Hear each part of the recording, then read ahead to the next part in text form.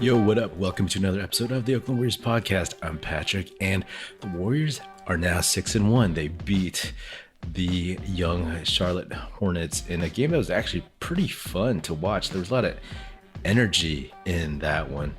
I guess I'll start off by saying that the Warriors are playing pretty well, but they're still not playing clean, if you know what I mean. They were tossing the ball all over the court still. Their Achilles heel of turnovers. They only ended up with 16 because they got a lot better with that in the second half, but that's kind of why, part of the reason the Hornets were in the lead for a lot of the first half. But again, they did clean that up.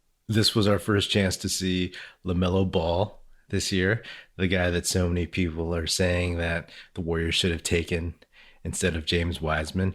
And I won't get into that debate because LaMelo Ball is very good. He's really entertaining. He knows how to play basketball. He's going to be great. James Wiseman, still a believer.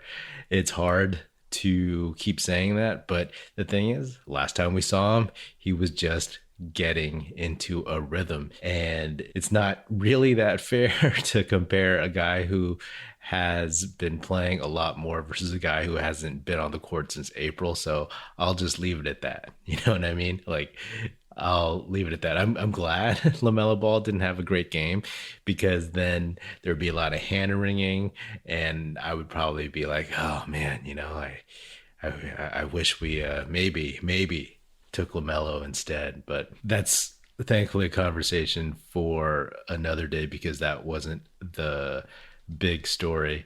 One of the first things I noticed in this game that made it pretty entertaining was the fact that LaMelo Ball and Jordan Poole were guarding each other a lot at the beginning, and they were talking a lot, and it seemed to get their competitive juices going, and Jordan Poole had the better night, I'd say. He was really energetic. He was really emotional. He basically had his best night of the season. He's had a lot of rough shooting games lately, and he was 11 for 21, 7 for 16 from three, plus 28 with 31 points. He also had 4 steals and a few boards. So he was great. And he was exactly the dude that the Warriors have needed and have wanted him to be so far this season. He's like all the hype from the preseason. This was that, and good for him for doing it on a national stage, and also in a game in which Steph Curry didn't play very well. Steph was 6 for 15, only 3 of 11 from 3. He did have 8 boards and 9 assists, but he only had 15 points. And in the post-game presser, Steve Kerr said Steph was not feeling well. He'd been under the weather the past few days, not himself. So, you know, good on Jordan Poole for picking up the slack. But I just got to say that this is a game a year ago, or I guess several months ago, last season. If Steph is having a game like this, the Warriors are not sniffing anything close to a win. You know what I mean? They would not have been able to pull this off with last year's roster by far. Now they have a confident Poole to pick up the slack. Wiggins had 14 points, although he shot really badly. He was 4 of 12 overall. I did like the fact that he was aggressive. He was going to the basket, trying to get into the lane for short jumpers and everything. His touch, kind of rough. You know, that's who he is. When he misses, just he bricks it. There's no like bouncing in, maybe going in. It's just going to hit the back of the rim or something and just pop right out. That's just the way Andrew Wiggins' shots go. And this was a Hornets team that was actually an interesting matchup for the Warriors, right? Because they have some young, quick, promising guys. They have PJ Washington, LaMelo Ball, Miles Bridges, but they also have Gordon Hayward and one of the Plumlee brothers. Which one is this? Mason Plumlee. And having those guys on the court actually slow them down a little bit. And that allowed the Warriors to play Nemanja Bjelica a little bit more. He had 8 points in 13 minutes, 3 for 4, 2 for 2 from 3. And that was huge. He had a couple nice passes, and he is a little bit slower footed. So against purely faster teams, he's a little bit of a liability. But against this team, you know, you could put him in there for stretches. Kevon Looney, he had a rough rough start of the game. A couple times when he got the ball, he didn't seem to know what to do with it. He made up for it. He had a couple nice shots and some nice moments in the second half.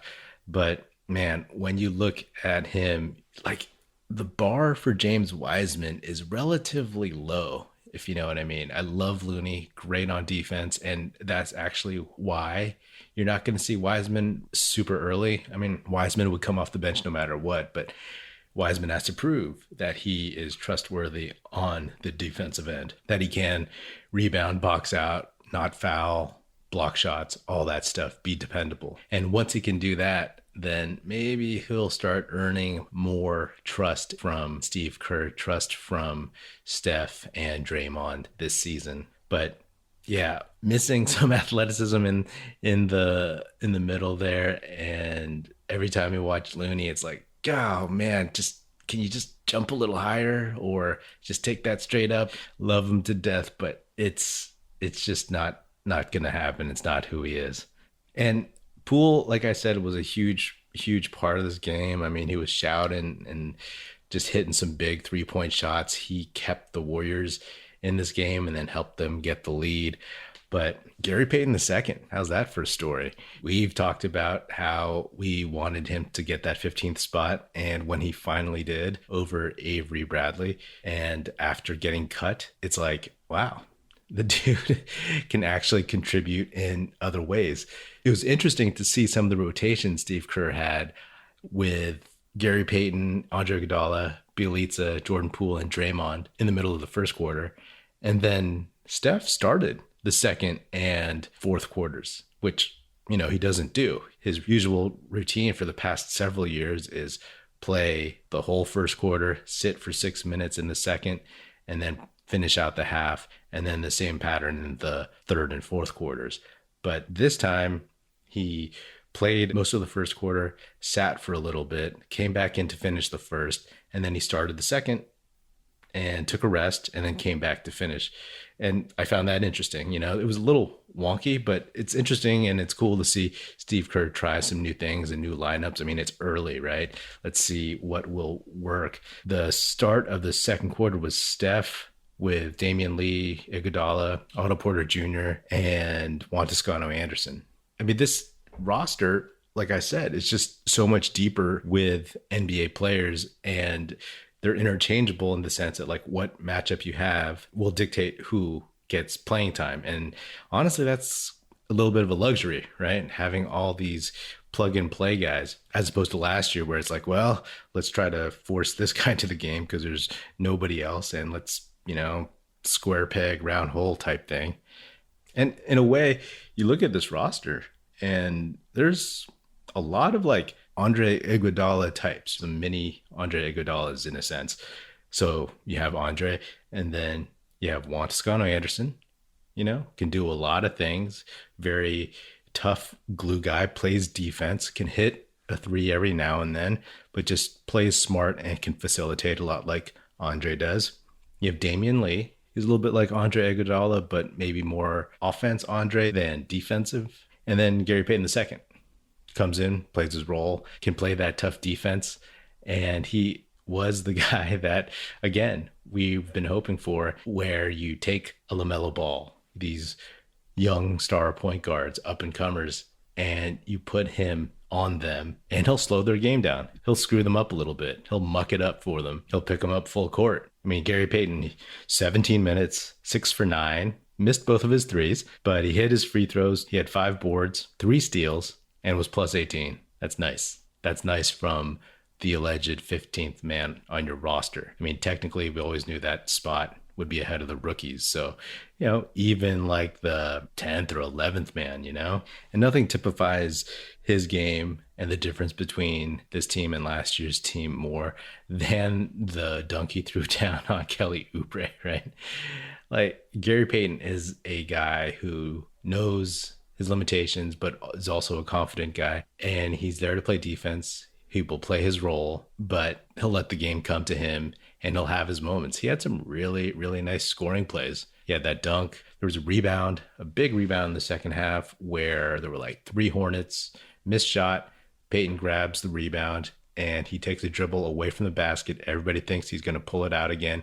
And then as he sees everybody moving away from the basket, he just pivots and just jumps up and lays it in. I was like, okay, that's a smart, savvy move. But he's a role player who knows his role, instead of like a Kelly Oubre from last year who was a role player who believed that he was a $25 million a year player.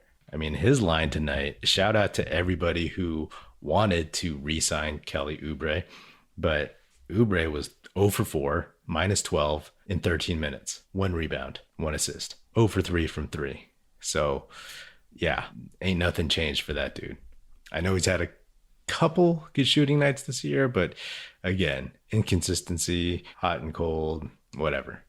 Oh, and one thing too, it's like, yeah, I've said this before and whatnot, and I'm not trying to say like, oh, you know, I or anyone else who's been on the show is right, but I'll take Jonathan Kuminga over Davion Mitchell any day. But I'll definitely take Jonathan Kuminga and Gary Payton absolutely over Davion Mitchell every single day of the year, the rest of my life.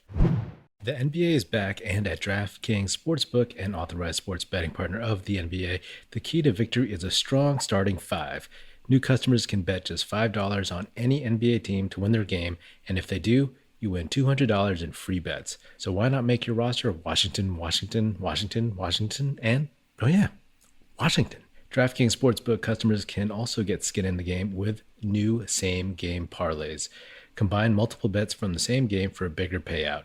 The more legs you add, the more money you can win.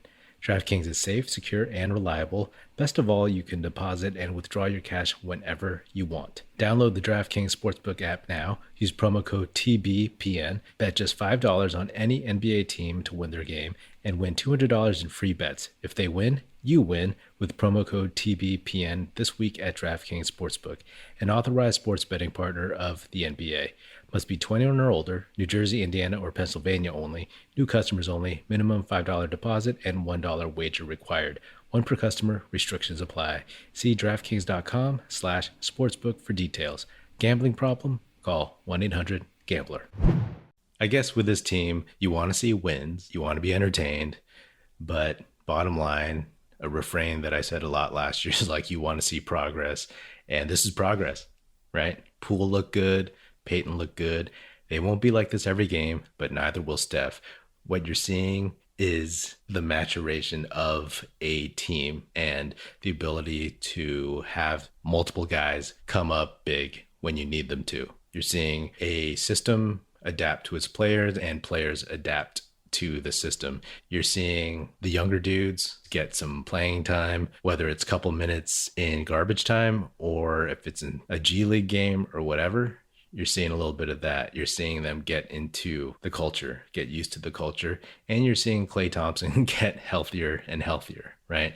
There were a ton of clips of him in full uniform pregame, shooting threes. He dunked the ball, which actually, when I saw that, made me a little bit nervous. But all these things are trending in the right direction. And soon, also, hopefully we'll start seeing Wiseman out there in 2 to 3 weeks, whether that's in Santa Cruz or just pregame warmups or in a real game. Trust me, I'm not blind here. I know that LaMelo Ball is amazing and he would be great on this Warriors team, but he's not on the Warriors. So I'm not going to pass judgment on James Wiseman at all because I haven't seen him play. And when I did see him play last year, I was all in. So I'm still all in.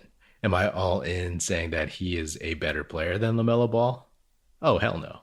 But I'm all in the sense that he still has crazy all-world talents. And as long as his meniscus is healed and he's 100% as a 20-year-old second-year player, I see no reason why he can't continue that upward climb.